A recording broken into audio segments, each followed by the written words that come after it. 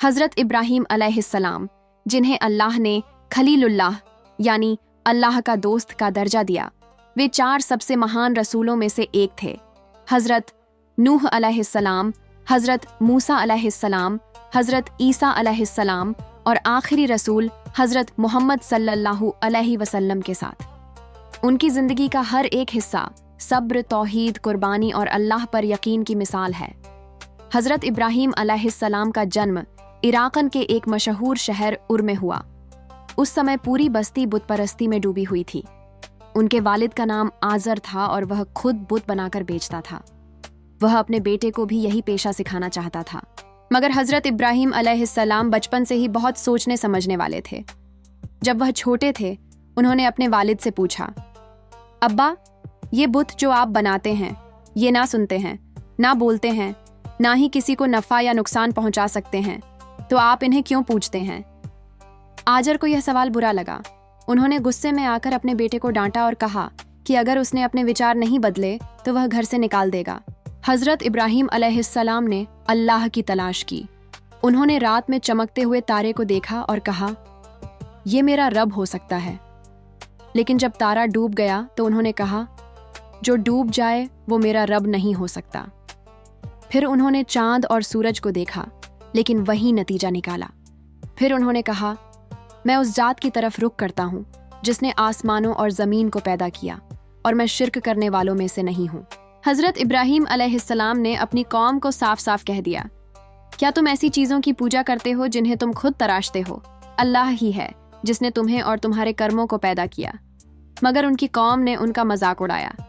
वे इतने अंधे हो गए थे कि सच्चाई को मानने की बजाय झूठे बुतों को बचाने लगे।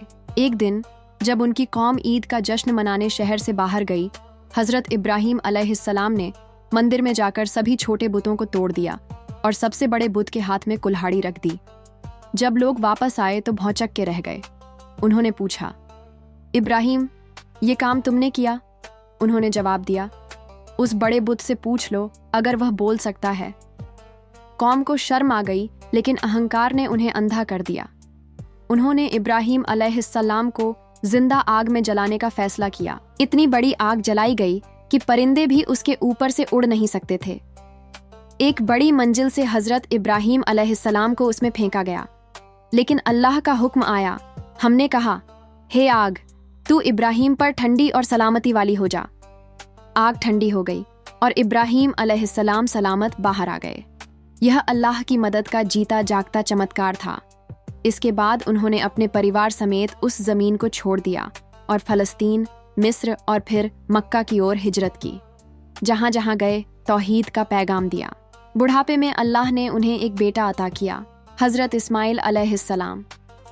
फिर एक रात उन्होंने सपना देखा कि वह अपने बेटे को ज़िब्ह कर रहे हैं। यह कोई आम सपना नहीं था, बल्कि अल्लाह का आदेश था। उन्होंने अपने बेटे से कहा, बेटा, मैंने ख्वाब में देखा कि मैं तुझे ज़िब्ह कर रहा हूँ, तू क्या कहता है? हज़रत इस्माइल अलैहिस्सलाम ने जवाब दिया, अब्बा, जो आपको हुक्म मिला है उसे पूरा कीजिए। इंशाअल्लाह आप मुझे सब्र करने वालों में पाएंगे। जैसे ही उन्होंने ज़िब्ह करने की कोशिश की, अल्लाह का हुक्म आया कि यह सिर्फ एक इम्तिहान था और हमने उसे एक बड़ी कुर्बानी से बदल दिया। फिर अल्लाह ने हज़रत इब्राहीम अलैहिस्सलाम और हज़रत इस्माइल अलैहिस्सलाम को हुक्म दिया कि वे मक्का में बैतुल्लाह, काबा की तामीर करें। वे दोनों मिलकर पत्थर उठाते और दुआ करते जाते, ऐ हमारे रब, हमारी इस मेहनत को कबूल फरमा, तू ही सुनने वाला और जानने वाला है। उन्होंने अल्लाह से दुआ की, हे मेरे रब, इस शहर को अमन वाला बना और मुझे और मेरी औलाद को बुतों की पूजा से बचा। हज़रत इब्राहीम अलैहिस्सलाम ने करीब 175 साल की उम्र में दुनिया से पर्दा किया। उन्हें फ़लस्तीन के शहर खलील, हेब्रोन में दफन किया गया। हज़रत इब्राहीम अलैहिस्सलाम की ज़िंदगी हमें सिखाती है, अल्लाह पर यकीन सबसे बड़ी ताकत है। अगर दिल में सच्चाई हो तो पूरी दुनिया के खिलाफ खड़ा हुआ जा सकता है। कुर्बानी के लिए तैयार रहना ही सच्चा ईमान है।